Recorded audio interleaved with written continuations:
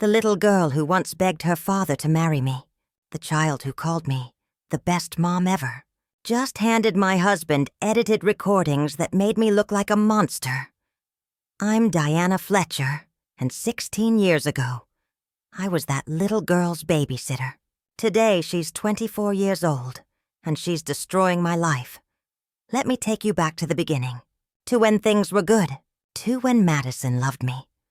I was 25 years old, working 3 jobs to pay off student loans, when I got hired to babysit for a single dad named Robert. He had 2 kids from his divorce, Madison, who was 8, and Tyler, who was 5. Their mother, Claire, had left them 2 years earlier. Just left. Packed her bags one day and moved across the country with her new boyfriend. She'd call occasionally, send birthday cards, but she wasn't really present in their lives. Robert was drowning, trying to build his tech startup while raising 2 kids alone.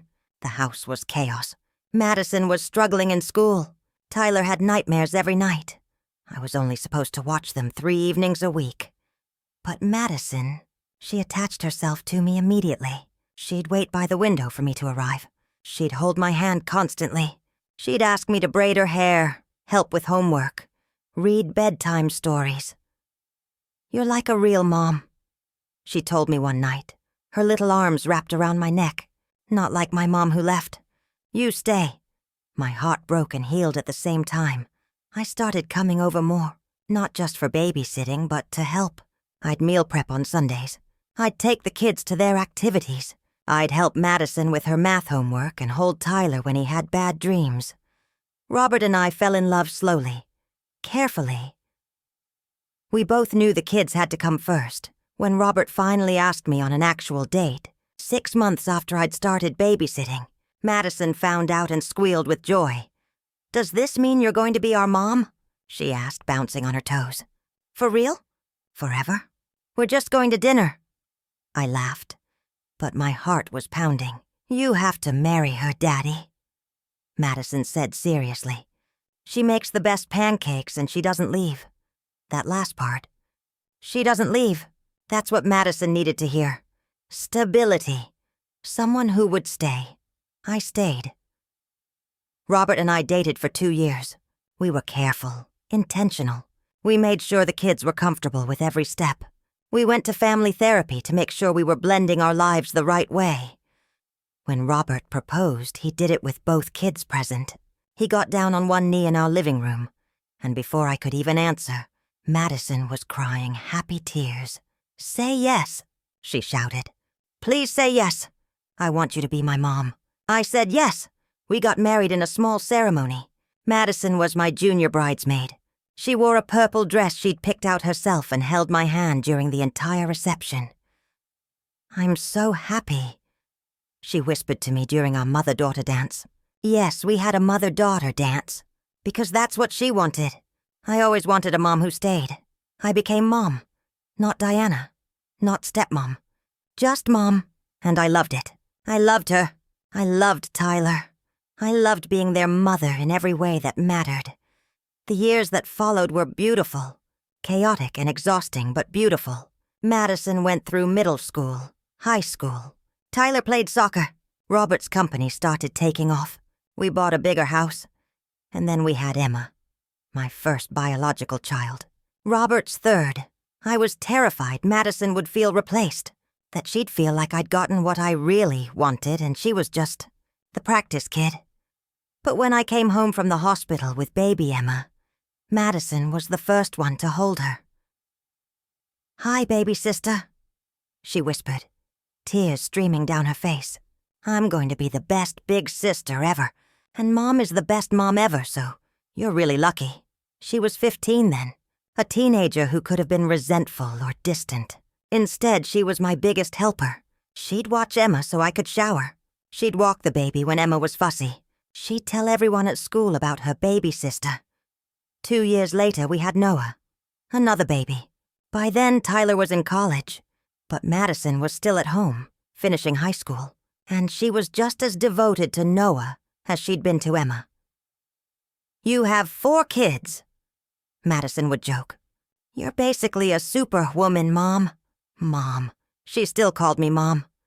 The years blurred together in the best way. Robert's company went public. We were suddenly worth $15 million. We upgraded to a beautiful house with enough bedrooms for everyone. We took family vacations. We had Sunday dinners where all 6 of us would crowd around the table. Madison went to college. She studied marketing, following in my footsteps. I was so proud. We'd talk on the phone every week. She'd come home for holidays and immediately scoop up Emma and Noah, playing with them for hours. Best Big Sister award goes to Madison. Emma would announce and Madison would bow dramatically. Everything was good, really, truly good. And then, about 6 months ago, everything changed. Madison graduated from college and moved back home. She said she needed time to figure out her next steps, look for jobs, save money. Of course we said yes. This was her home. I was her mother. But something was different. She was cold, distant. She'd barely look at me. When I'd try to hug her, she'd stiffen. When I'd ask about her day, she'd give one-word answers. "Is everything okay?" I asked her one night, cornering her in the kitchen. "Fine," she said, not meeting my eyes. "Madison, talk to me. You've been different since you moved back. Did something happen? Did I do something?" She finally looked at me, and there was something in her eyes I'd never seen before. Something cold. "You didn't do anything," she said flatly. I'm an adult now. Maybe I don't need a mom hovering over me constantly." It felt like a slap. "I'm not hovering," I said quietly. I care about you. I always have." "Right," she said, and there was something bitter in her voice. "You care about me just like you care about your real kids." "My real kids? Madison, you are my real kid. You've been my daughter since you were 8 years old." "I'm not your daughter," she said, her voice sharp. "I'm your husband's daughter. There's a difference." She walked away, leaving me standing in the kitchen feeling like the ground had opened beneath me. That was the first crack. Before we go any further into this, I just want to say, if you feel a connection to these stories, a small click on that like button and subscribe would mean more to me than you know. It lets me know I'm not just speaking into the void, that you're really here with me. All right, let's continue. The coldness got worse. Madison started spending all her time in her room or out of the house. When she was home, she'd barely acknowledge me. But she was fine with Robert. She'd laugh with him, have long conversations with him, act like the daughter she'd always been. Just with him, not with me. Emma noticed. "Why is Madison being mean to you, Mom?" she asked one day. "She's not being mean, honey," I lied. "She's just adjusting. College to home is a big change." But it wasn't just adjusting. I'd catch her watching me. Not in a loving way. In a calculating way. Like she was studying me, taking notes. And then Claire started showing up. Claire, Madison's biological mother. The woman who'd abandoned her kids 17 years ago and barely been in their lives since. Suddenly, she was at our house all the time. She'd show up unannounced to take Madison to lunch. She'd sit in our living room making small talk with Robert while Madison got ready. And she'd smile at me with this knowing look. "It's so nice that Madison wants to reconnect with her," Robert said when I expressed concern. "She's her mother, Diana. I can't tell her she can't see her own mother." "I'm not saying that," I said carefully. Claire hasn't been around for almost 2 decades. Why now? Maybe she's trying to make amends. People change. But I didn't think Claire had changed. I thought Claire wanted something. I just didn't know what yet. Madison and Claire started spending hours together. Long lunches, shopping trips, mother-daughter bonding, Madison called it. And every time Madison came home from seeing Claire, she was colder to me. One day I overheard her on the phone in her room. The door was cracked open. "I know, Mom," she was saying. "I see it now. I can't believe I didn't see it before. Mom." She was calling Claire Mom. She's been manipulating us all. Madison continued, making herself look perfect. But I'm documenting everything now. Don't worry. We'll have proof. My blood ran cold. Proof? Proof of what? I knocked on her door. She immediately hung up. Who were you talking to? I asked Claire. She said, not even pretending anymore. My mom. I thought, Madison, I've been your mom for 16 years. You've been my father's wife.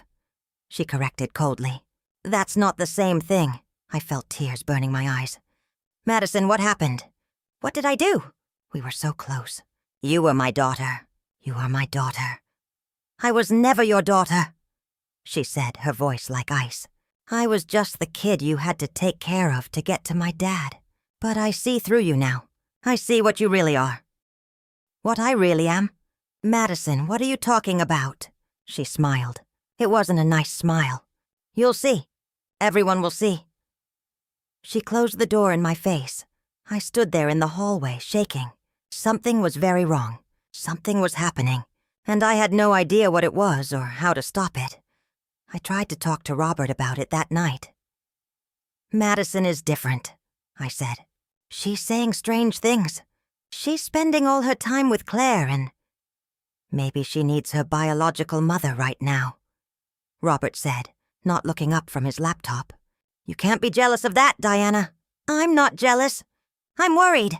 Robert, she's acting like I'm the enemy, like I've done something terrible, and I haven't.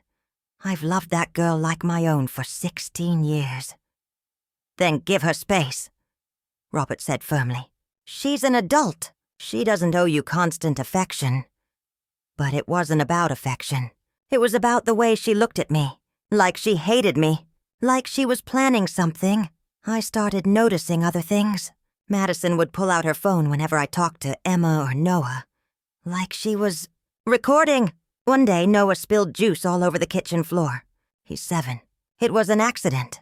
I was frustrated because it was the 3rd spill that morning and I was already running late. Noah, buddy, you need to be more careful, I said, my voice a little sharp. This is the 3rd time today. What's going on?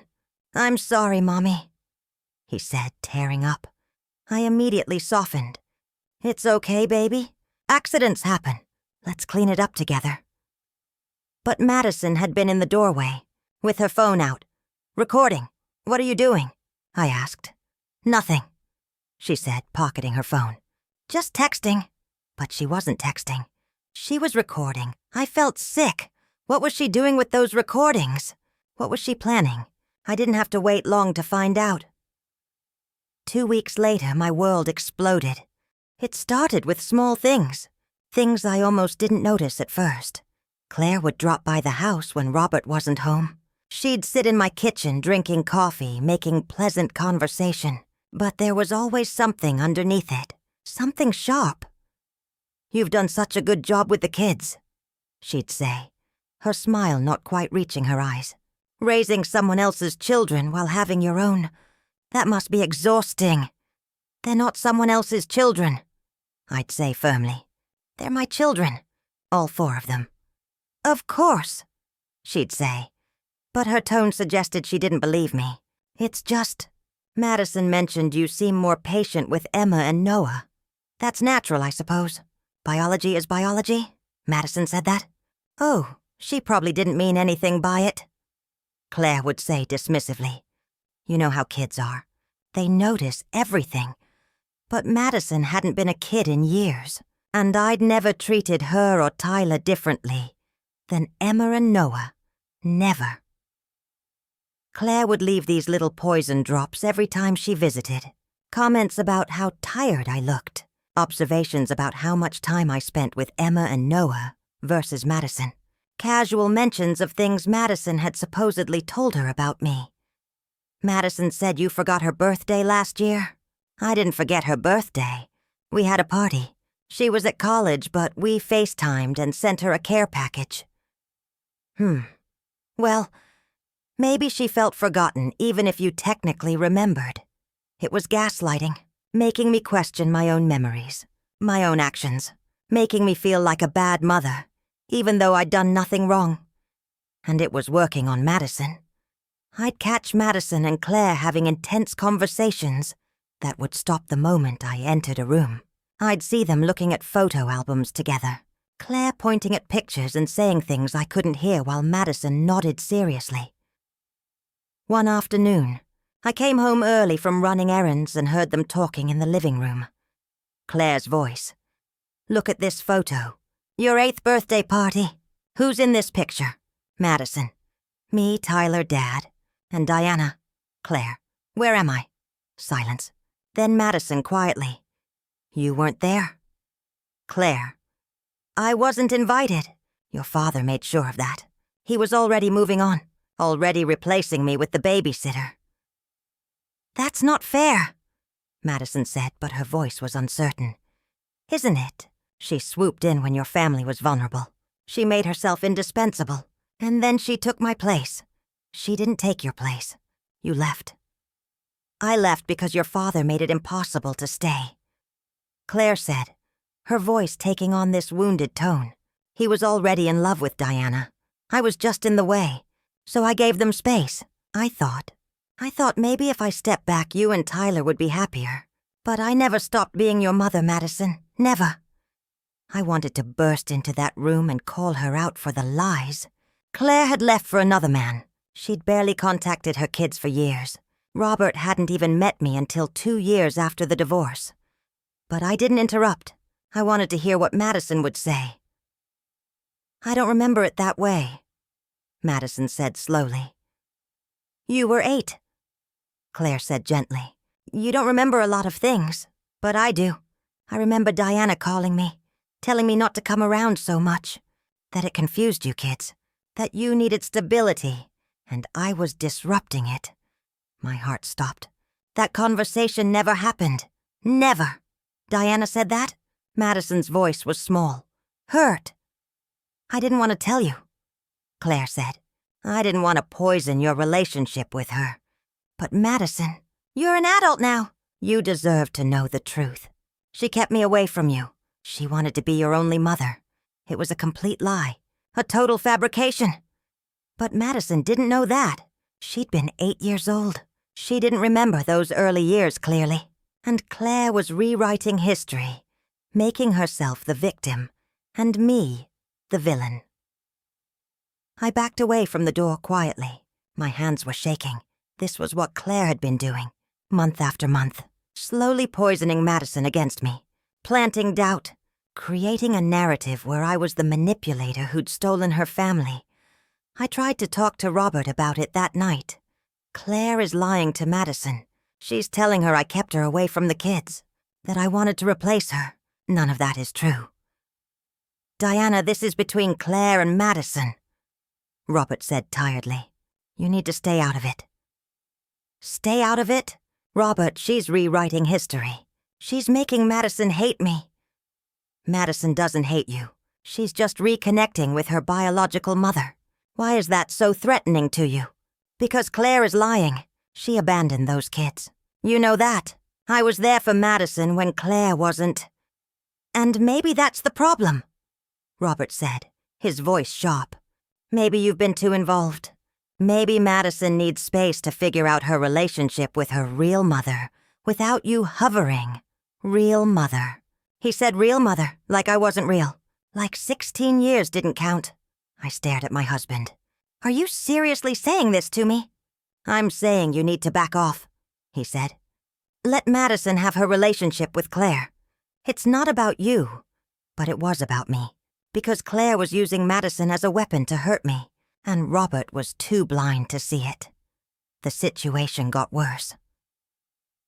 Madison started making comments at family dinners, little digs that seemed innocent but cut deep. "Remember when Diana, forgot to pick me up from soccer practice in 8th grade? I waited for 2 hours. I had never forgotten to pick her up. Never. That didn't happen," I said carefully. "You played basketball, not soccer, and I never missed a pickup." "You probably don't remember," Madison said with a shrug. "It was a long time ago. You had Emma to think about by then. Emma had been a baby. I'd had a baby and still made it to every single one of Madison's games and practices. But Madison was reframing it like I'd been negligent. Another dinner. It's interesting how the photo albums are mostly pictures of Emma and Noah. I guess Diana's real kids are more photo-worthy. That's not true, I said, my voice shaking. Madison, your baby albums are huge. I scrapbooked every milestone. Maybe, she said. But the living room walls are mostly Emma and Noah. Because Emma and Noah were young. Their school photos were recent. Madison's most recent photos were from college, and they were displayed in her room and in the upstairs hallway. But she was twisting it into favoritism. Robert said nothing during these exchanges. He just ate his dinner, pretending everything was fine. Tyler noticed, though. He'd come home from his job in another city for the weekend and pulled me aside. "What's going on with Madison?" he asked. "She's being awful to you." "She's spending a lot of time with Claire," I said quietly. Tyler's face darkened. "Claire, the woman who abandoned us. Why is Madison even talking to her? She's her mother." "You're her mother," Tyler said firmly. "You're the one who packed her lunches and helped with homework and sat through every school play. Claire sent birthday cards twice a year if we were lucky. What the hell is Madison thinking? Claire is rewriting history, making herself look better, making me look worse. That's insane," Tyler said. "Does Dad know? He thinks I'm being jealous. He thinks I should give Madison space." Tyler looked disgusted. "I'll talk to her." But when Tyler tried to talk to Madison, she shut him down. "You don't understand," she told him. "You were too young to remember. But Claire has told me things. Things about how Diana manipulated Dad. How she pushed Claire out." "Diana didn't push anyone out. Claire left. She chose to leave." "That's what Diana wants you to believe," Madison said coldly. Tyler came back to me, shaking his head. "She's completely brainwashed. I tried to remind her of everything you've done for us, and she twisted it all. Said you only helped us to look good for Dad, that you never really loved us." Those words hit like a physical blow. Never really loved them. After 16 years of loving them like my own, after choosing them, after staying when their biological mother left. I cried that night, quietly, in the bathroom, so Robert wouldn't hear. I'd lost Madison. Somehow Claire had taken her from me. The little girl who'd begged her father to marry me was gone. In her place was a stranger who looked at me with contempt. But the worst was yet to come. I started noticing Madison following me around the house with her phone, always recording, always watching. When I disciplined Noah for not doing his homework, Madison was there, phone out. When I'd tell Emma she couldn't have dessert before dinner, Madison was recording. When I'd ask Tyler to help with chores when he visited, Madison captured it. She was building something. Documenting. But what? One evening, I was in the kitchen making dinner. Emma and Noah were arguing about whose turn it was to set the table. They were getting loud, bratty in that way kids get when they're tired and hungry. "Enough," I said, my voice sharp. "Emma, you set the table. Noah, you'll clear after dinner. And both of you need to stop arguing or there won't be any screen time tonight." It was normal parenting. Setting boundaries. Nothing abusive or cruel. But Madison was in the doorway. Recording. "Do you have to film everything?" I snapped, my patience finally breaking. "I'm just documenting family moments," she said innocently. "No, you're not. You're waiting for me to make a mistake. You're trying to make me look bad." "Why would I do that?" she asked, but there was a challenge in her eyes. "I don't know, Madison. You tell me. Why would you spend months recording me, making comments about how I supposedly favor my real kids, treating me like I'm the enemy? Maybe because you are the enemy," she said quietly. The room went silent. Emma and Noah stared at their sister, shocked. "What did you just say?" I whispered. "You heard me. You manipulated your way into this family. You made Dad fall in love with you when he was vulnerable. You pushed my real mother out of our lives. You pretended to care about me and Tyler, but it was all an act. All of it. Madison, that's not true. None of that is true. I loved you from the moment I met you. You loved the idea of playing house with a rich guy," she said, her voice cold. "But I see through you now. My real mom helped me see what you really are. Your real mom abandoned you," I said, my voice rising.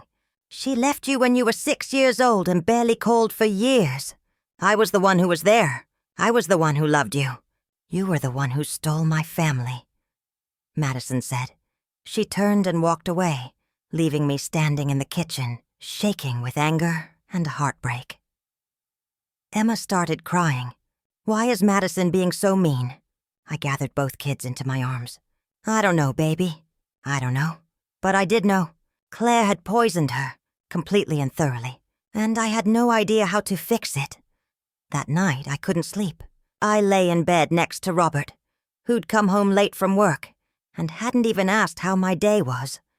And I thought about Madison, the little girl who used to crawl into bed with me during thunderstorms, the teenager who'd asked me to help her get ready for prom, the young woman who'd called me from college crying about a bad grade and needed her mom. All of it. Had it meant nothing? Had Claire really erased 16 years in just 6 months? Or was there something more happening?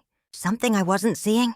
I thought about all the recordings, all the documentation, the way Madison was building a case against me. A case for what? And then, like a cold wave, I understood. Claire wasn't just trying to turn Madison against me. She was trying to destroy me completely. The recordings, the accusations, the rewriting of history. It was all leading somewhere. I just didn't know where yet. But I was about to find out. The confrontation came on a Sunday evening. Family dinner night.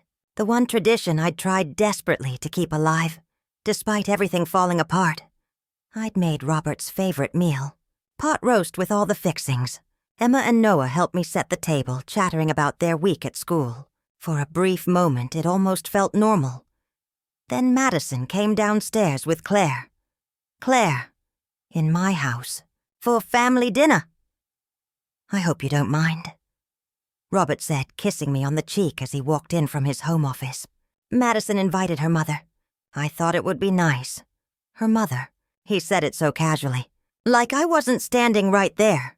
Like I hadn't been Madison's mother for 16 years. "Of course," I said, my voice tight. The more the merrier. Claire smiled at me. It was a predator's smile. "Thank you for having me, Diana. You've done such a lovely job with the house. Very domestic." The way she said domestic made it sound like an insult. Dinner was tense.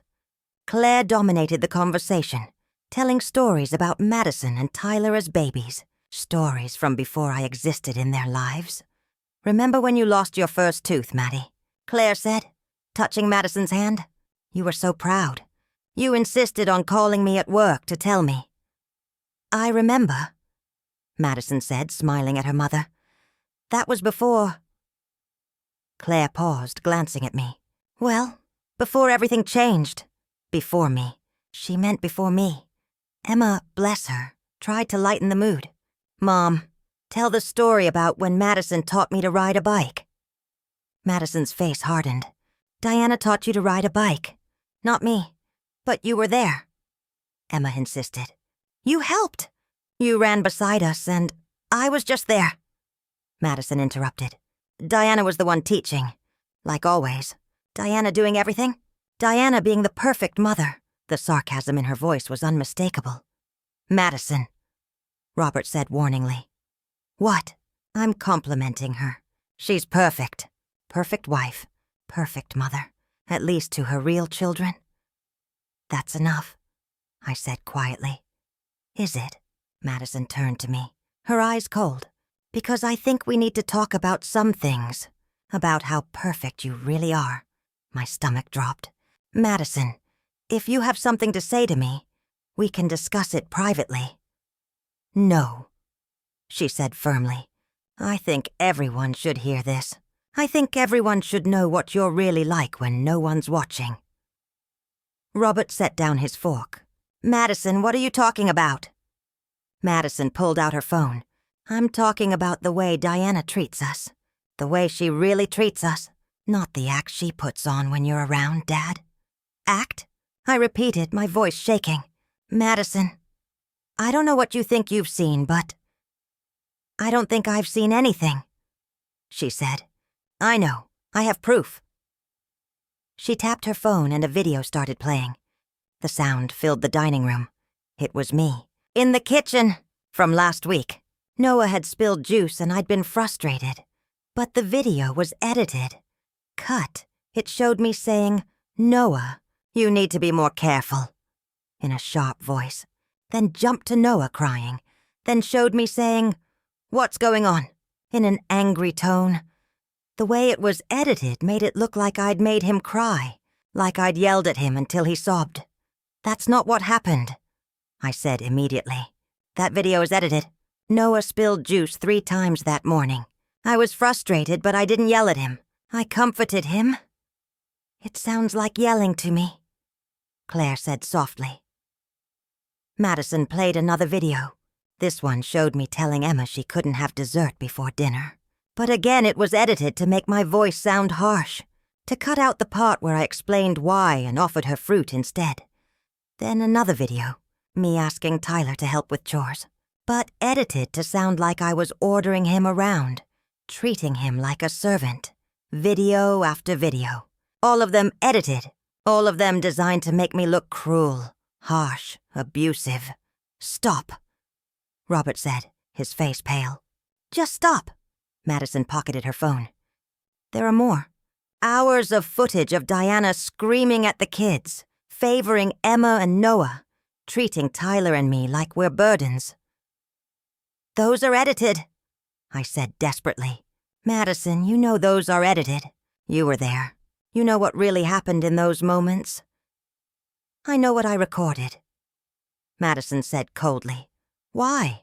I asked, tears streaming down my face now. Why are you doing this? I loved you. I raised you. I've been your mother for 16 years. Why are you trying to destroy me? Because you're not my mother, Madison said. She is. She gestured to Claire, who was sitting there with this expression of fake concern, like she was so worried, so sad about all of this. Madison has been very brave, Claire said, putting her arm around her daughter. Coming forward with this, but as her mother I had to support her. Diana, I know this must be difficult to hear, but these videos are concerning, very concerning. They're edited, I shouted. They're manipulated. Robert, you have to see that. You've been here. You've seen how I am with the kids. I've never abused them. Never. Robert was staring at his plate. He wouldn't look at me. Dad? Madison said softly. Say something. Robert finally looked up. Not at me. At Madison. How long have you been recording? He asked quietly. 3 months, Madison said. Ever since Claire helped me see what was really happening. I wanted proof before I said anything. I wanted to make sure. Make sure of what? I demanded. That you could destroy me? That you could take everything from me? Make sure my siblings were safe, Madison said, her voice breaking perfectly on cue. Emma and Noah deserve better than this. And Tyler and I, we deserved better than this years ago. But we didn't know any better. We thought this was normal. Emma started crying. Mommy didn't do anything bad. Madison, why are you lying? I'm not lying, Emma, Madison said gently. You're too young to understand. But Diana isn't who you think she is. Yes, she is, Noah shouted, standing up from his chair. You're being mean. Mom is nice. She takes care of us. Sit down, Noah, Robert said tiredly. But Dad... Noah was crying now, too. Sit down. Noah sat, sobbing into his hands. Emma wrapped her arms around him. I looked at my husband, the man I'd been married to for 14 years, the man I'd built a life with.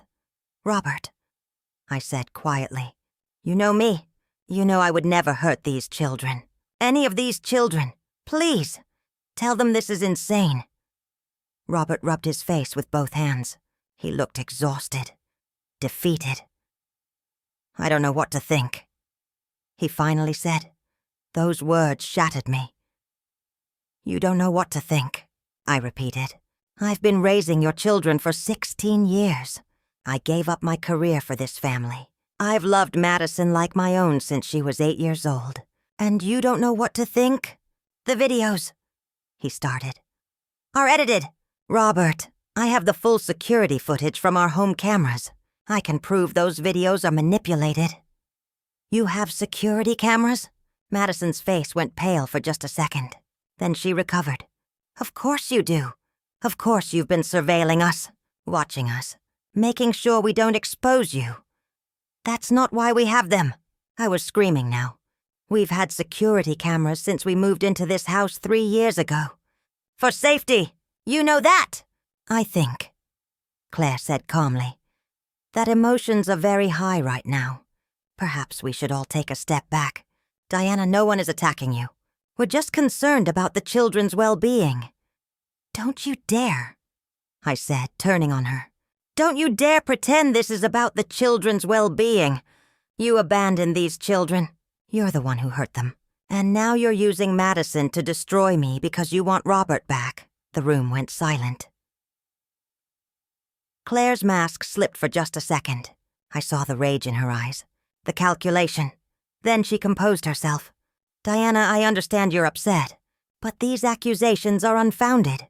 I'm simply supporting my daughter through a difficult situation." "Your daughter who you ignored for 17 years. I spat. "Your daughter who cried every birthday and Christmas, wondering why her mother didn't love her. I was the one who held her. I was the one who made her feel loved. And you waltzed back in 6 months ago and erased all of that?" "Maybe because it wasn't real," Madison said, her voice shaking. "Maybe because I finally realized your love came with conditions. Be grateful. Don't make waves. Accept that you'll always be second to Emma and Noah." "That's not true." I was crying openly now. "Madison, I have never made you feel second. You are my daughter. You always have been. Stop saying that," Madison screamed. "Stop pretending. You're not my mother. You never were. You were just the woman who married my dad. I think," Robert said quietly, "that Diana should stay somewhere else for a few days, until we can sort this out." I stared at him. "What?" "Just for a few days," he repeated, not meeting my eyes. "To give everyone space. To let things calm down." "You're kicking me out of my own house?" "It's not about kicking you out. It's about what's best for the kids right now." "I am what's best for the kids," I shouted. "I'm their mother." "You're my wife," Robert said. "But you're not Madison and Tyler's mother. And if they're saying they feel unsafe, they don't feel unsafe." I gestured at Emma and Noah, both crying. "Look at your actual young children, Robert. Look at how upset they are. This is destroying them, which is why you should go," Robert said firmly. "Until we figure this out." I looked around the table, at Claire barely containing her triumph, at Madison cold and hateful, at Tyler, who'd just arrived and was standing in the doorway looking confused, at Emma and Noah sobbing, at Robert, who wouldn't even look at me. "If I leave," I said quietly, "I'm not coming back." "Don't be dramatic," Robert said. "I'm not being dramatic. I'm telling you that if you choose to believe edited videos and a daughter who's been poisoned against me by the woman who abandoned her, over 16 years of proof that I've loved this family with everything I have, then we're done. Diana, I mean it, Robert. I will not be treated like a criminal in my own home. I will not be separated from Emma and Noah based on lies. And I will not stand here and watch you destroy our family because you're too blind to see what Claire is doing." I grabbed my purse and my keys. Emma ran to me, wrapping herself around my legs. "Don't go, Mommy.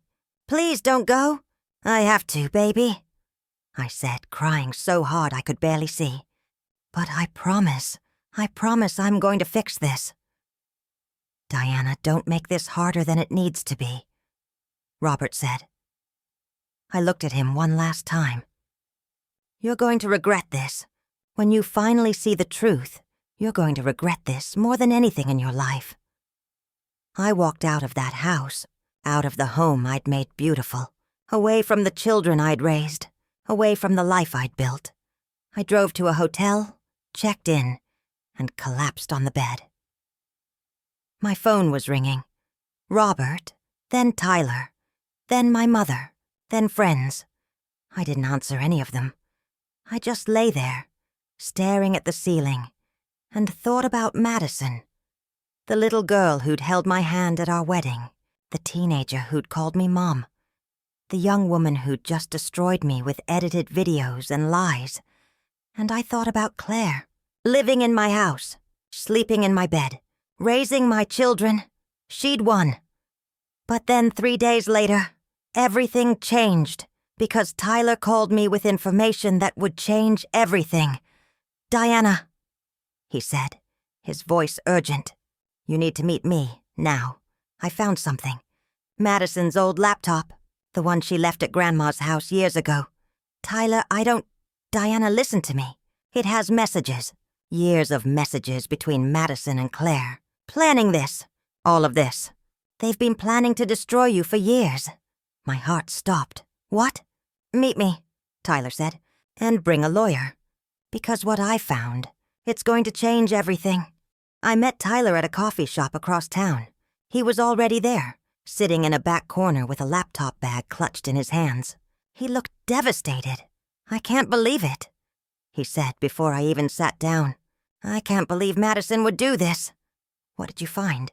I asked, my voice hoarse from 3 days of crying. Tyler opened the laptop bag and pulled out an old MacBook, pink with stickers all over it. Madison's laptop from high school. She left this at Grandma's house when she went to college. Tyler explained. Grandma was cleaning out her storage room and found it. She was going to mail it to Madison, but I was visiting and said I'd bring it to her. But then... He paused, his jaw clenching. I opened it. I know I shouldn't have. But after what happened at dinner, I had this feeling. He opened the laptop and turned it toward me. Her iCloud was still synced. Messages going back years. "Diana, it's all here. Everything." My hands were shaking as I looked at the screen. Messages between Madison and Claire. Hundreds of them. Starting from 6 years ago. 6 years ago. Madison was 18 then. Just starting college. The first message from Claire. "Hi, sweetheart. I know we haven't talked much, but I've been thinking about you. How's college? Your dad mentioned you're studying marketing." "That's wonderful." Madison's response was polite but distant. She clearly wasn't used to her mother reaching out. But Claire persisted. Message after message. Week after week. Slowly building a relationship. And then, about 8 months into their renewed contact, the tone shifted. "Claire, your dad seems to be doing really well financially. I saw an article about his company going public. You must be so proud. Madison. Yeah, it's pretty amazing. We're all really proud of him." Claire. "We? You mean you and Diana and the kids?" Madison. "Yeah, the family." Claire. "But you know you and Tyler are entitled to more of that success, right? You're his real children, his firstborn. You should be his priority." Madison. "Diana doesn't make us feel like we're not priorities." Claire. "Doesn't she, though? Think about it. Who gets the bigger rooms? Who gets more attention? Who will inherit when your father passes away? I'm just saying. You need to protect your interests, Maddie." I felt sick reading it. Claire planting seeds of doubt. Seeds that would grow over years. "Keep reading," Tyler said quietly, tears in his eyes. The messages continued. Month after month. Year after year. Claire slowly, methodically poisoning Madison against me. "Diana is very clever. She made herself indispensable. That's how she trapped your father." "You call her Mom, but does she really love you like a mother? Or does she love the life your father gave her? When they have another baby, you'll see. You'll see how she really feels about you versus her biological children." When Emma was born, the messages intensified. Claire. "See? Another baby. Another real child. Where does that leave you? Madison, she's my sister. I love her. Claire, of course you do. You're a good person. But Diana is using you. Using your love to keep your father happy while she builds her family. You and Tyler are just extras. It was systematic, calculated, every doubt planted carefully, every lie wrapped in just enough truth to be believable. And then 2 years ago, when Robert's company sold for a massive profit and we became worth $15 million, the messages changed again. Claire, $15 million. And what do you get? What does Tyler get? You know Diana will make sure her children get most of it, Sisson. There's enough for everyone. Claire, is there? Or will Diana find a way to cut you out? Think about it, Maddie. She's not your mother. When it comes down to it, she'll choose her blood over you. She already is choosing them. Can't you see it? You need to protect yourself. Protect your future. Protect what's rightfully yours. And that's when the plan started forming. Claire, I've been thinking, if something were to happen to your father's marriage, if Diana were somehow out of the picture, you and Tyler would be his only family again. He'd need you. Madison, Mom, I'm not going to sabotage Dad's marriage. Claire, I'm not asking you to sabotage anything. I'm just saying, what if the truth came out? What if people saw who Diana really is? She's not who she pretends to be, Maddie. She's calculating, manipulative. What if you could show people that? Madison didn't respond to that message for 3 days. But then, what do you mean? And that's when Claire's plan truly began. Over the next year, the messages showed Claire coaching Madison, teaching her how to watch me, how to look for any moment that could be taken out of context. Claire, does she ever lose her temper with the kids? Madison, everyone loses their temper sometimes. Claire, but does she lose it more with you and Tyler than with her own kids? Pay attention. Document it. Get your phone out. Record things. You don't have to do anything with the footage right away. Just collect it. Evidence. Madison, evidence of what? Claire, of who she really is. Of how she treats you differently. Trust me, sweetheart. When the time is right, you'll be glad you have proof. And Madison started recording. At first reluctantly, then more frequently. The messages showed Claire teaching Madison how to edit the videos, how to cut out context, how to make innocent moments look sinister. Claire, this video is good, but you need to cut out the part where she apologizes. Just show her yelling, then show Noah crying. Let people draw their own conclusions. Madison, isn't that manipulative? Claire, it's strategic. You're showing the truth of the situation. She did yell. He did cry. You're just condensing the timeline. I felt tears streaming down my face as I read. This had been going on for over a year. Madison recording me. Claire coaching her.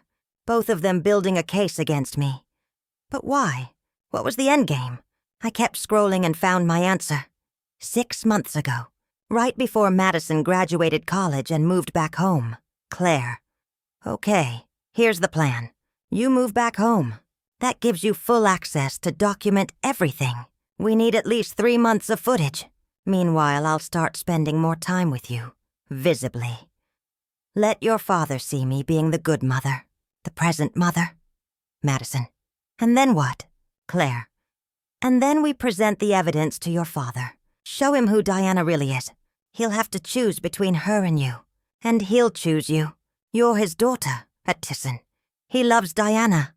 Claire. He loves who he thinks she is. But once he sees the truth, once he sees how she treats his children, he'll divorce her. And then... Madison. And then what? Claire. And then I'll be there.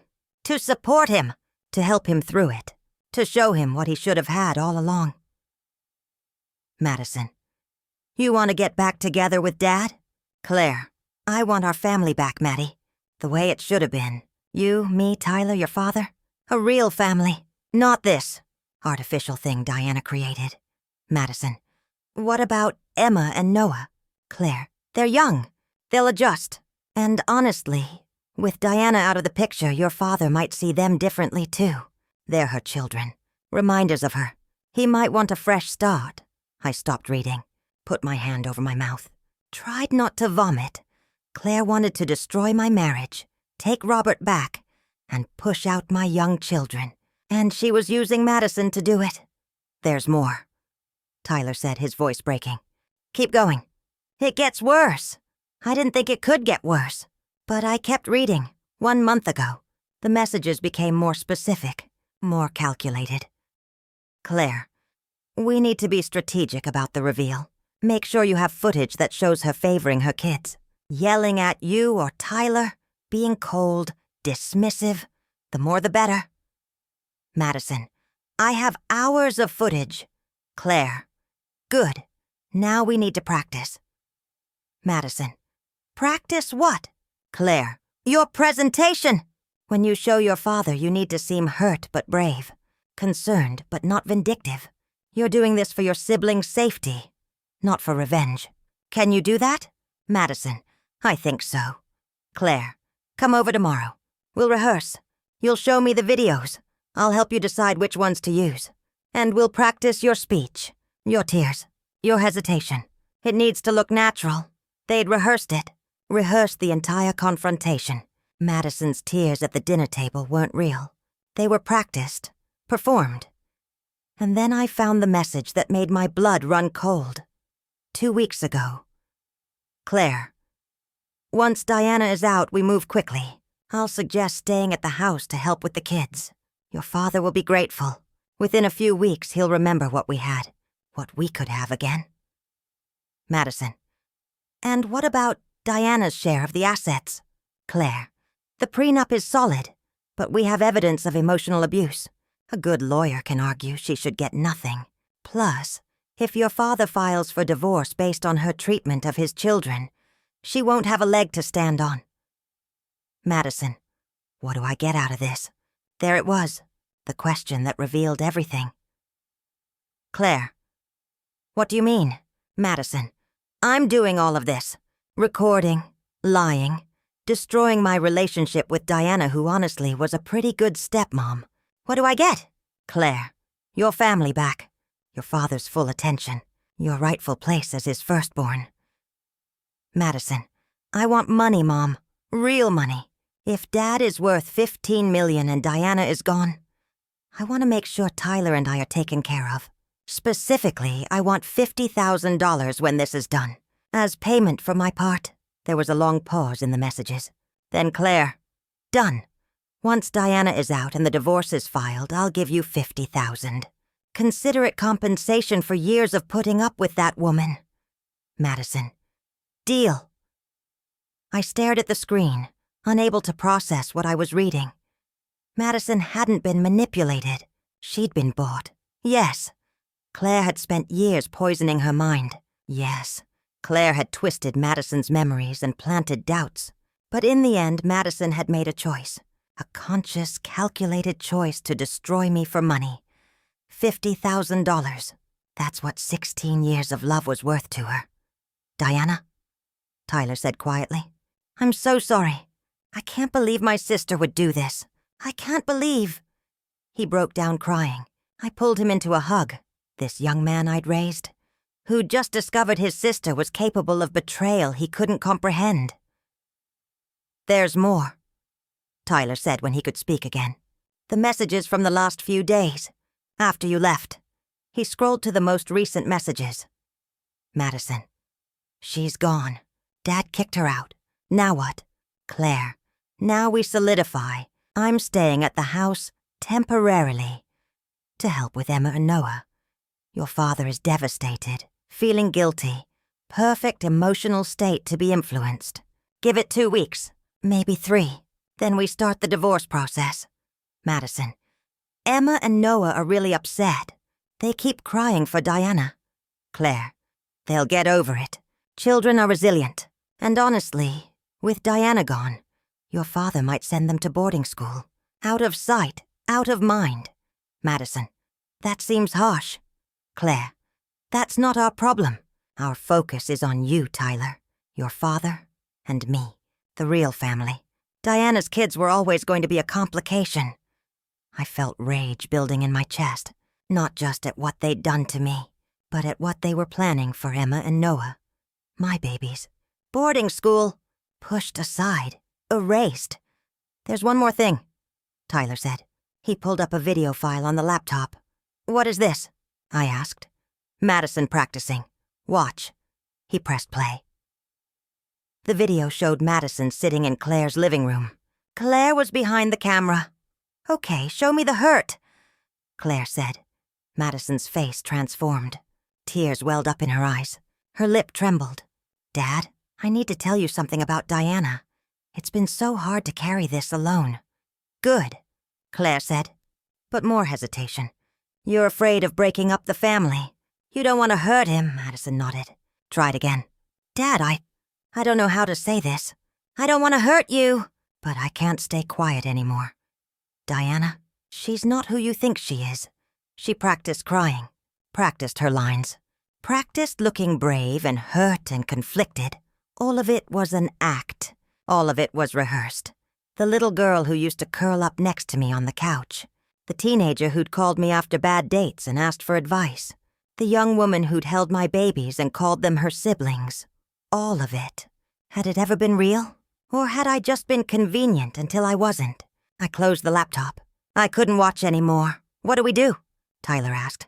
I looked at this young man, 21 years old, caught between his sister and the woman who'd raised him, being forced to choose sides in a war he never asked to be part of.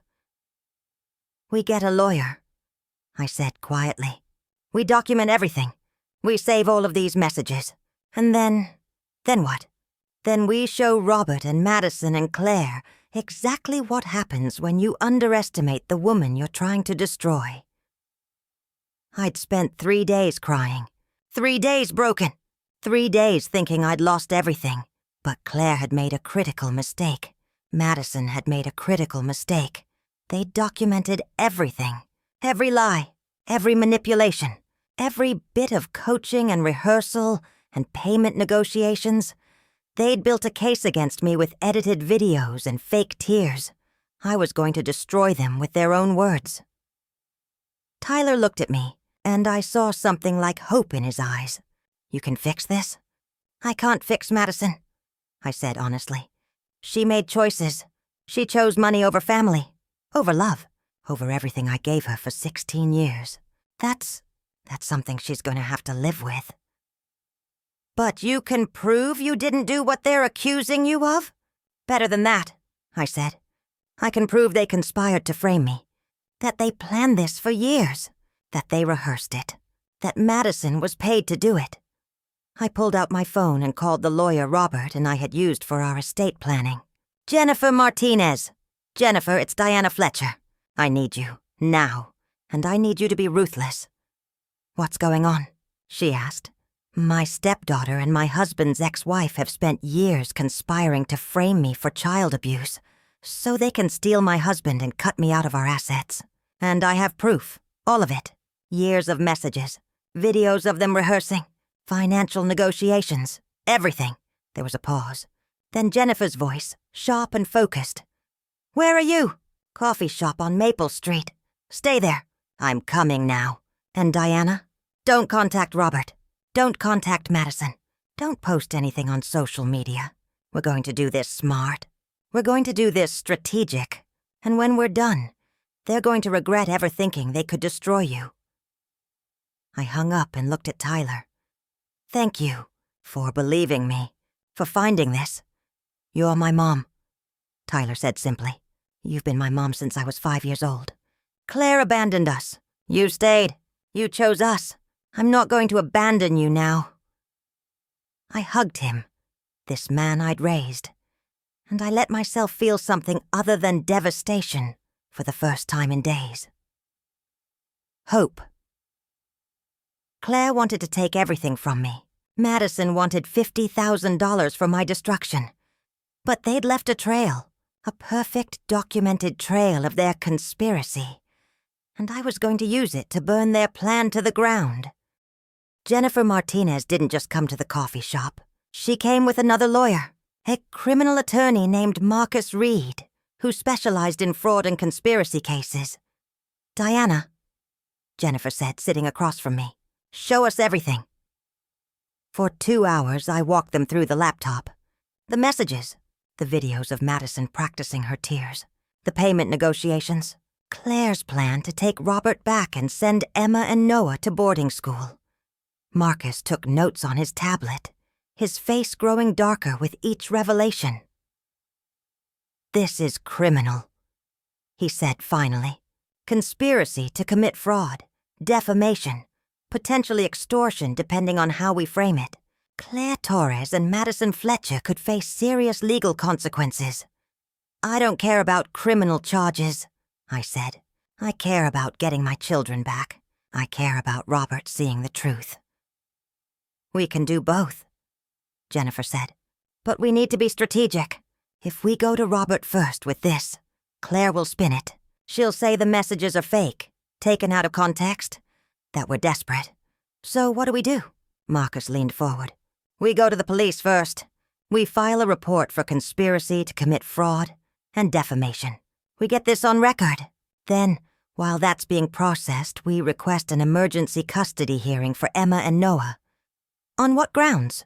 On the grounds that Claire Torres, a woman with no legal relationship to your children, is currently living in their home and has documented plans to remove them from their father's life. On the grounds that your husband was manipulated through fraudulent evidence to remove you from the home. We'll request a forensic examination of Madison's edited videos, and we'll present the unedited security footage from your home. Will it work? With this evidence?" Jennifer smiled. It wasn't a nice smile. "Diana, you don't just have a case. You have a sledgehammer. By the time we're done, Claire and Madison won't know what hit them." We spent the next 2 days preparing, documenting everything, making copies of the laptop data, securing the security footage from our home system that showed the unedited versions of every moment Madison had manipulated. Tyler stayed with me at the hotel. He was devastated about Madison but resolved. "She made her choice," he said quietly. "She chose money over family. I don't know if I can forgive that." "You don't have to decide right now," I told him. "She's still your sister. This is complicated." "No," Tyler said firmly. "It's not complicated. You don't destroy the person who loved you for money. That's not complicated. That's just wrong." On day 3, we filed the police report. The detective who took our statement looked at the evidence with growing disbelief. "Mrs. Fletcher," he said, "this is one of the most well-documented conspiracy cases I've ever seen. They literally wrote down their entire plan." "Will you investigate?" "Absolutely. In fact, I'm going to recommend we bring in a fraud specialist. This is serious." That same day, Jennifer filed for an emergency custody hearing. The court date was set for 4 days later. I called Robert once. Just once. "Diana?" he said when he answered. He sounded tired, guilty. "I need you to listen to me," I said calmly. "In 4 days, there's going to be a custody hearing. You need to be there." "A custody hearing? Diana, you can't just—" "I can. And I will. And Robert, when you see what I'm going to present in that courtroom, you're going to realize you made the biggest mistake of your life." "What are you talking about?" "You'll see. 4 days. Don't miss it. Because after that hearing, everything changes." I hung up before he could respond. I didn't call Madison. I didn't call Claire. I didn't warn them. I wanted it to be a complete surprise. The night before the hearing, I couldn't sleep. I kept thinking about Madison, about the little girl who'd held my hand at our wedding, about the teenager who'd asked me to teach her to drive, about the young woman who'd called me Mom. Had any of it been real?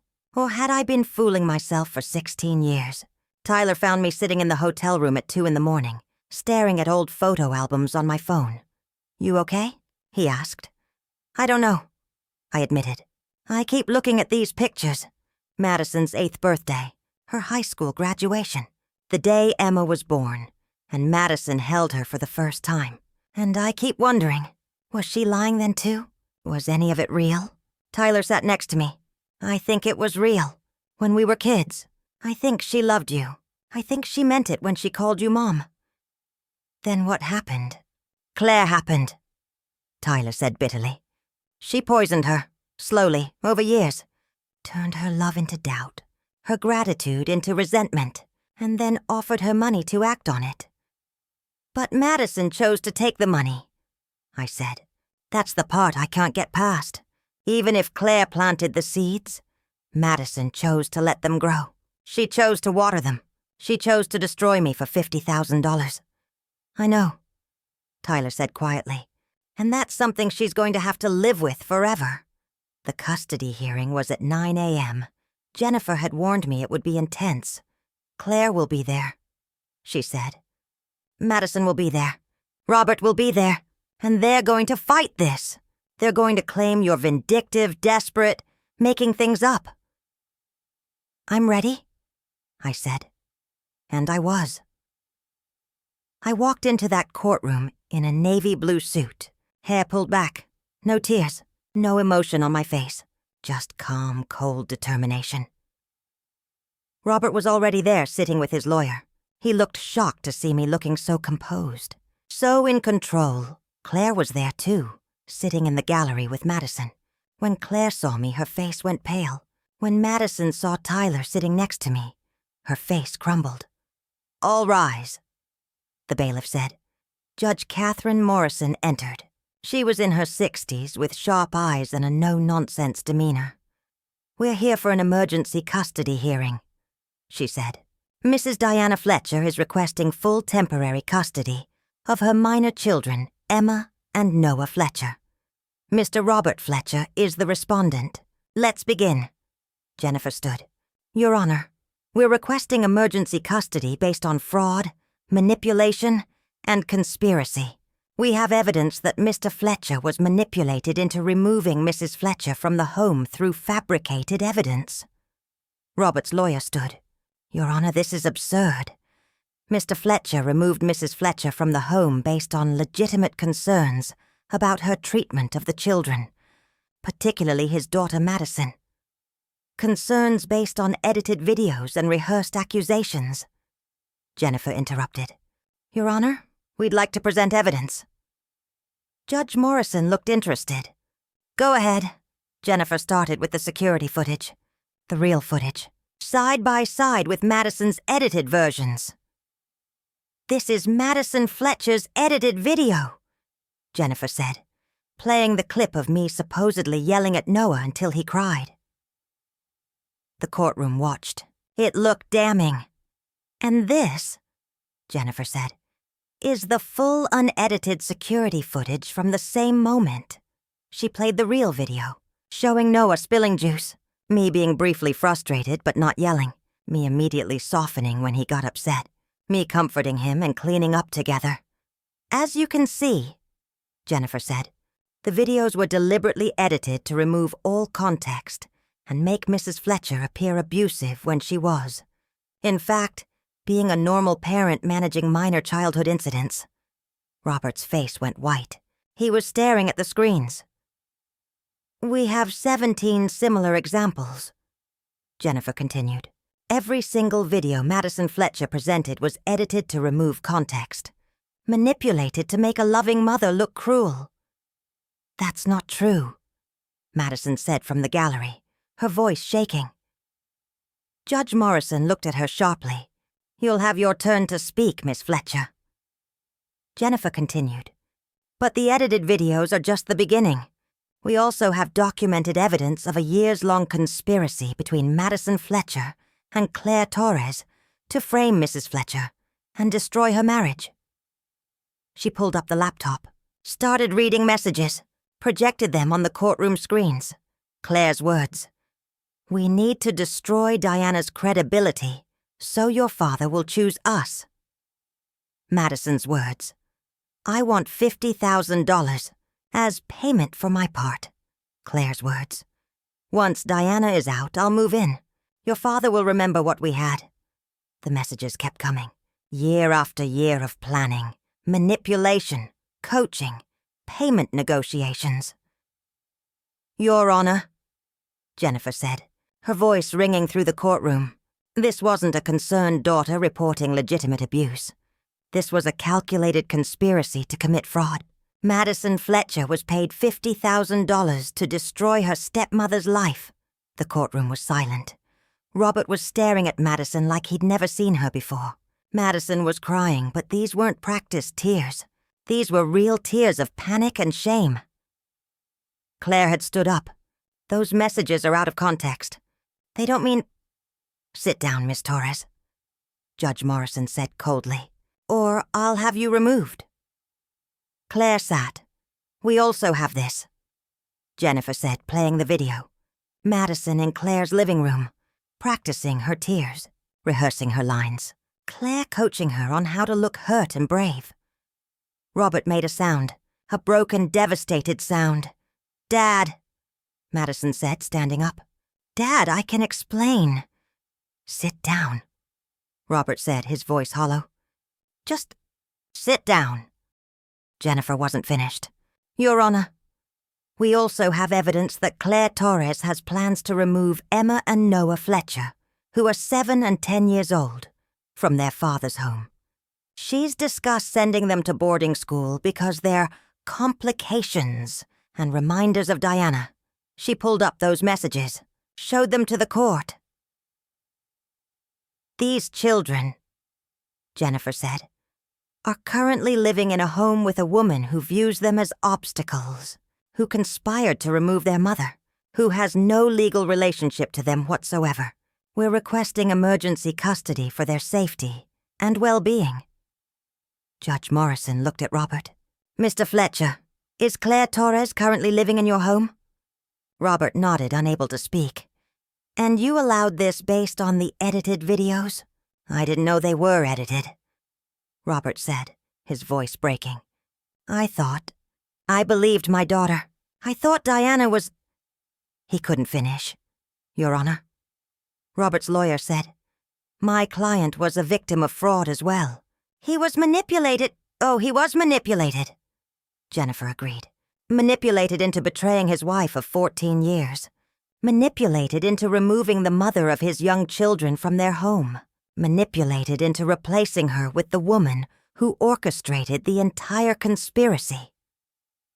Judge Morrison was reviewing the evidence on her tablet, reading the messages, watching the videos. Finally, she looked up. "Miss Fletcher," she said, addressing Madison. "You're 24 years old, an adult. Did you or did you not conspire with Claire Torres to frame your stepmother?" Madison was sobbing. She said, "My mom said Diana was manipulating us, that she never really loved us, that she was just using us to get to my dad's money." "That's not what I asked. Did you edit videos to make your stepmother look abusive?" Madison didn't answer. "Did you accept payment to participate in this conspiracy?" I didn't think—" Madison whispered. "Answer the question." "Yes," Madison finally said. "Yes, I took the money. But I didn't think it would go this far. I didn't think—" "You didn't think you'd get caught," Judge Morrison said coldly. "Ms. Torres, stand up." Claire stood, her face pale. "You orchestrated a multi-year conspiracy to destroy this family. You manipulated your daughter into committing fraud. You've inserted yourself into a home where you have no legal standing, and you've made threats against minor children." "Your Honor, I'm not finished. The evidence presented here today is being forwarded to law enforcement. You should expect to be contacted by the police regarding fraud and conspiracy charges. In the meantime, you are ordered to remove yourself from the Fletcher residence immediately. You are not to contact Emma or Noah Fletcher. You are not to be within 500 feet of Diana Fletcher. Do you understand?" Claire's mask finally shattered. "You can't do this. Robert loves me. We have history." "Bailiff, remove Ms. Torres from my courtroom." 2 officers escorted Claire out. She was screaming, crying, saying Robert's name over and over. Judge Morrison turned to Robert. "Mr. Fletcher, I'm granting Mrs. Fletcher full temporary custody of Emma and Noah. You will have supervised visitation until we can ensure the home is safe. You have 48 hours to remove Claire Torres from your residence. If she's still there after that time, you'll be held in contempt." "Your Honor," Robert said, his voice shaking. I had no idea. I swear I didn't know. Can I speak to my wife? Judge Morrison looked at me. Mrs. Fletcher? I looked at Robert, the man I'd loved for 16 years. The man who'd thrown me out based on lies. The man who'd chosen his daughter's manipulated tears over everything we'd built together. Not yet, I said quietly. Judge Morrison nodded. Court is adjourned. Mrs. Fletcher, your children will be released to you immediately. I stood up. Jennifer squeezed my hand. You did it, she whispered. But I didn't feel victorious. I felt empty. I walked past Madison without looking at her. She reached for me. Diana, please. I'm sorry. I'm so sorry. I kept walking. Tyler followed me out. What happens now? He asked. Now, I said. I go get my babies. Emma and Noah were brought to a conference room. The moment they saw me, they screamed, Mommy! And ran into my arms. I held them, felt their little bodies shaking with sobs, felt their relief and fear and love. I've got you, I whispered. I've got you. Mommy's here. I'm not leaving again. Is it over? Emma asked, her face pressed against my shoulder. Yes, baby. It's over. Robert tried to approach us. Diana, please. Let me explain. Tyler stepped between us. Not now, Dad. Not yet. Tyler, son, You chose Claire over Diana, Tyler said, his voice hard. You believed edited videos over 14 years of proof. You kicked out the woman who raised me, who loved Madison even when our biological mother didn't. So no, you don't get to explain right now. Robert stood there, broken, as I walked out with Emma and Noah. I didn't look back. The next few days were chaos. Claire was arrested and charged with conspiracy to commit fraud and defamation. Madison wasn't arrested, but she was named as a co-conspirator. The scandal made the news. Local tech executive's ex-wife arrested for elaborate frame job. Robert called every day. I didn't answer. I let it go to voicemail. Diana, please. I was wrong. I was so wrong. Claire showed me those videos and I believed her. I believed Madison. I thought I was protecting my kids. I thought. God, I don't even know what I thought. Please, please talk to me. I love you. I've always loved you. I made a terrible mistake, and I will spend the rest of my life making it up to you, if you'll let me.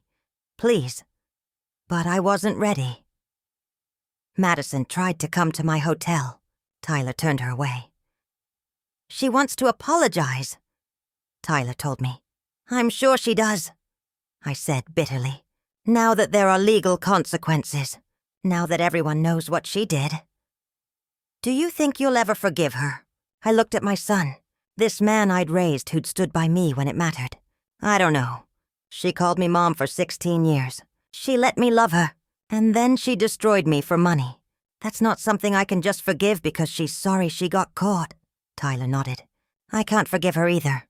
Not yet. Maybe not ever. A week after the hearing, I filed for divorce. Robert didn't contest it. He gave me everything I asked for. Full custody of Emma and Noah. The house. Half of all assets. I don't want your money, I told Jennifer. I want my children. That's all. You're entitled to the money, Jennifer said. You built that life alongside him. Take what's yours. So I did. Not out of greed, but because I'd earned it. I'd worked for it. And I wasn't going to let Claire and Madison's conspiracy rob me of that too. Robert tried to visit the kids. Supervised visits, as ordered by the court. Emma and Noah were cold with him. Why did you make Mommy leave? Emma asked him during one visit. I made a mistake, baby, Robert said, crying. The worst mistake of my life. Mommy said you believed lies about her, Noah said. I did.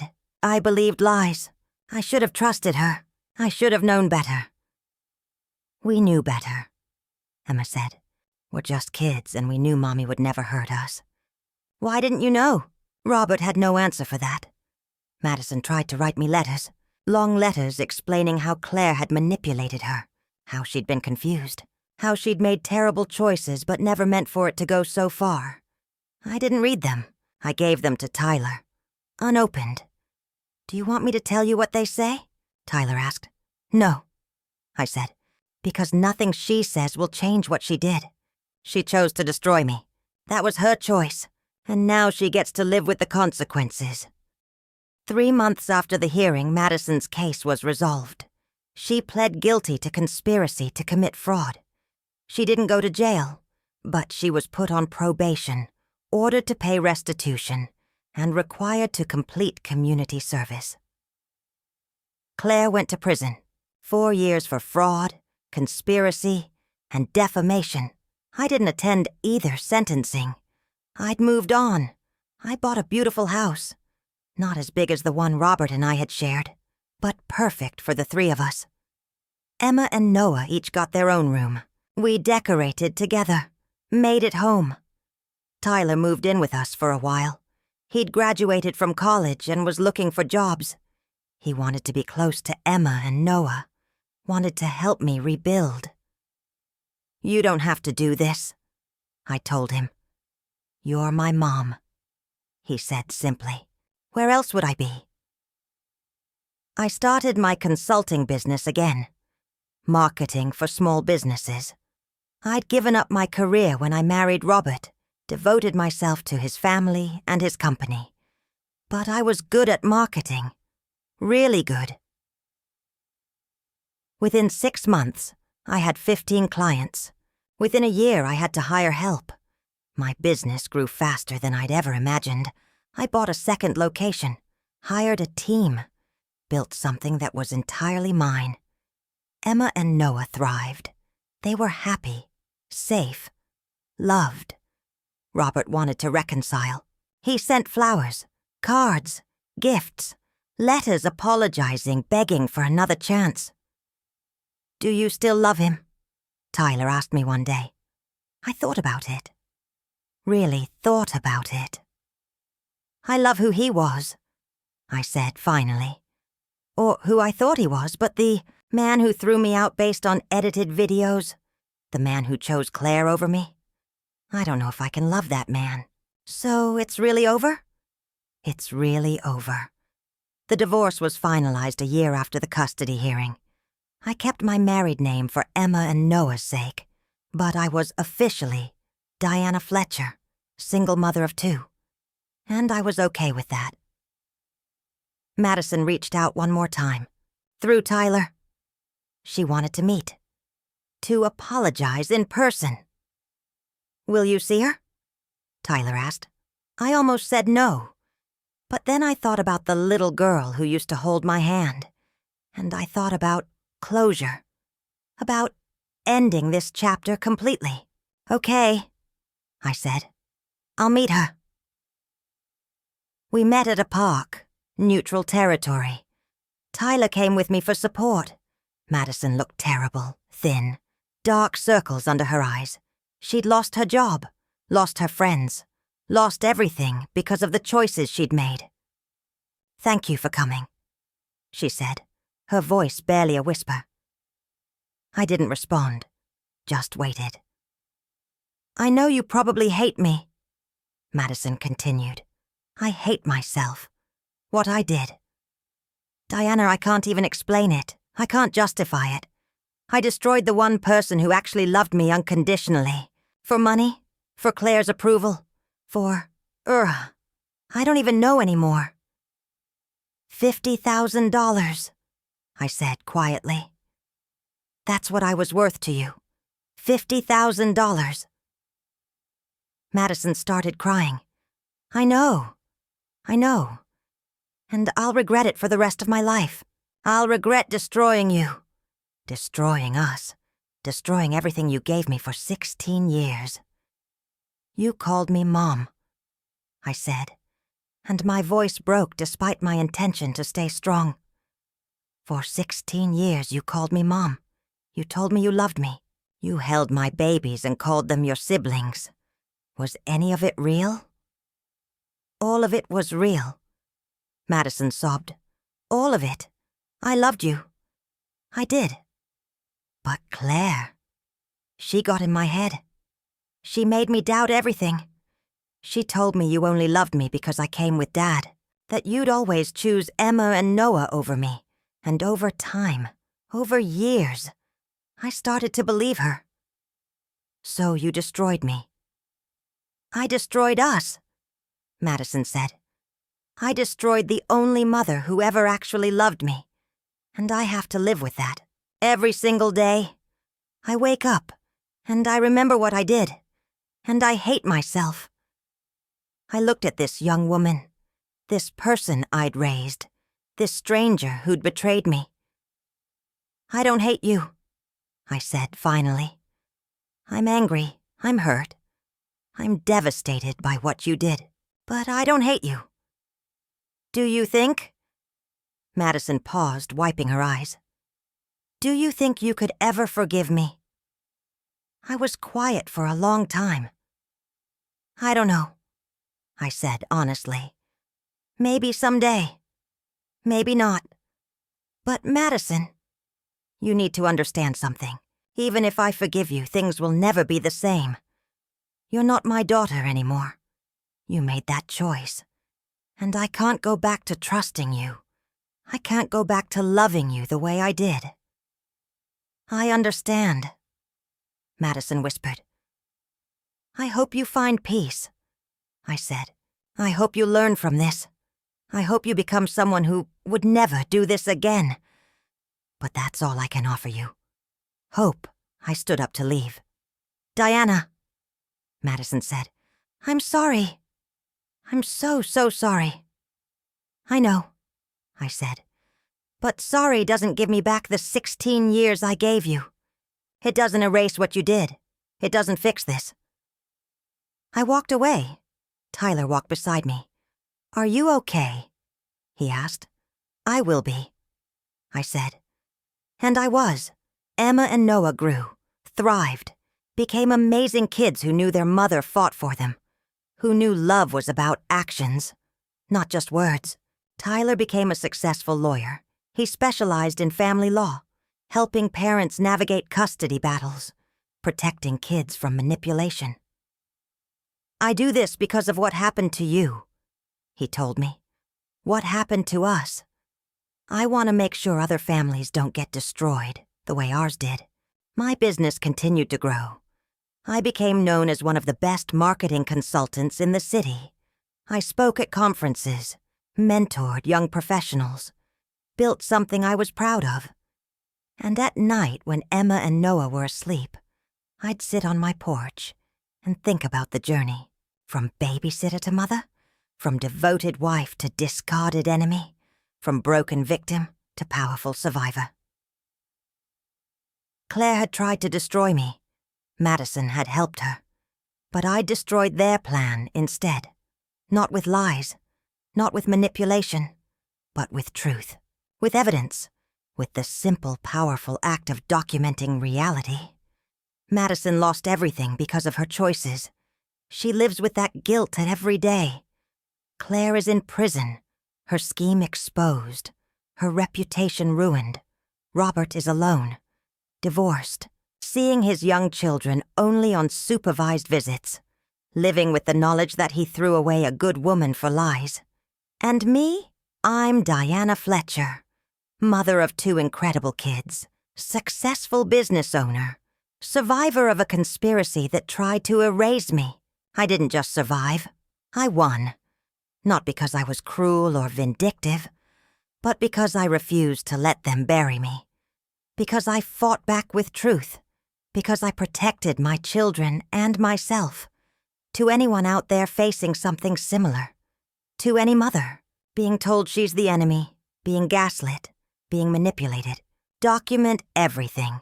Trust your instincts. Fight back, because family isn't about blood.